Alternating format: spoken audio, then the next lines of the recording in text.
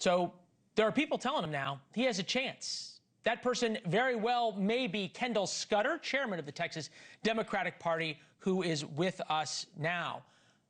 I bet you really wound up with that interview and with that intro, huh? You know, I'm a Democrat from East Texas. I'm used to monitoring my blood pressure. I was going to say you're used to being an optimist. You know, here's the reality. Texas is unique because it is uniquely expensive. It is a state with 20 media markets. The second highest vote deliverer for Democrats in the last election was Texas. I mean, its population is so huge and its geography is so vast. So, yeah, I mean, lots of folks have spent lots of money in the state, but this isn't something that happens overnight. And if you look at the 10-year trend line in Texas elections, it's very clear the direction the state's going. So the solution isn't to pick up all your toys and go home whenever things don't go your way. It's to double down, keep fighting back, and make sure that we continue that trend line moving in the right direction.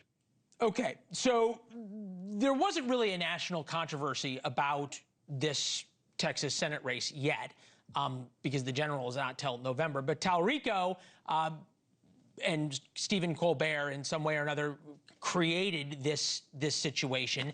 And Jasmine Crockett, a congresswoman from Texas, who is challenging Talarico in a bizarre turn of events that I did not have on my 2026 bingo card. Jasmine Crockett is now saying that she agrees with the Trump administration. Take a listen. So do you blame Representative Talarico for the intention? I will say that usually when you're behind, that's when you start to do ugly things. We did receive information suggesting that the federal government did not shut down this segment.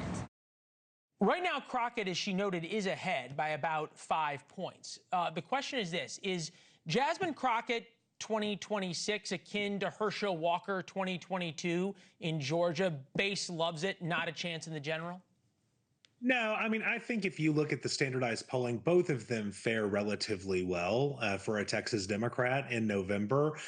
You could make an argument either way, I think. But when it comes to the back and forth of these primaries, people just need to remember Texas hasn't always been super contentious in November for Democrats. And as it gets more and more contentious, you're going to have fiery and fierier primary elections. I think they're just going to get worse. On the other side, you have Ken Paxton and John Cornyn at each other's throats, making very intentional personal attacks on each other. So I wouldn't say that the Democratic primary is particularly out of the mainstream for how raucous a primary could get. I just think it's kind of par for the course for a primary. Okay, so best thing that could have ever happened to Talarico is this Stephen Colbert thing, right?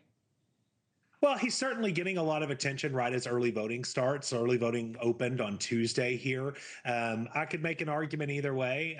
I'm the chairman of the party, so I'm Switzerland here. I love all my Democrats equally. I don't really pick sides. I just love the concept that we are showing video after video after video of the segment that was allegedly banned, which is obviously sort of this incredible effect that you couldn't have asked for, which Stephen Colbert, who understands at least part of the way the media acts, could have figured out what the result was going to be. Here's Harry Enton on CNN about that. There's a real Barbra Streisand effect going on here. What are we talking about here? Well, take a look here. Google searches for James Talarico. In the U.S., up 4,900% today versus Monday. How about in Texas, where you have that key Senate race going on there? Up like a rocket. We're talking about up 1,150%. Boy, there was the same thing said about Beto O'Rourke for the Senate race in 2018. Same thing said about Beto O'Rourke for the governor's race. Same thing said about Colin Allred's race. I just am trying to figure out how you raise money. Is it basically because people just want to be angry and think that this mythical red Texas wall is going to fall?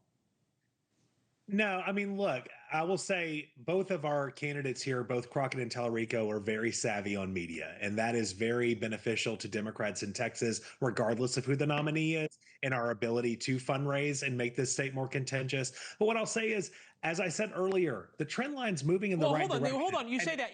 I'm going to give you the last 30 seconds. Trump in 2024, plus 13.6, the biggest margin of victory in a presidential race in 2 decades. That doesn't sound like a trend line.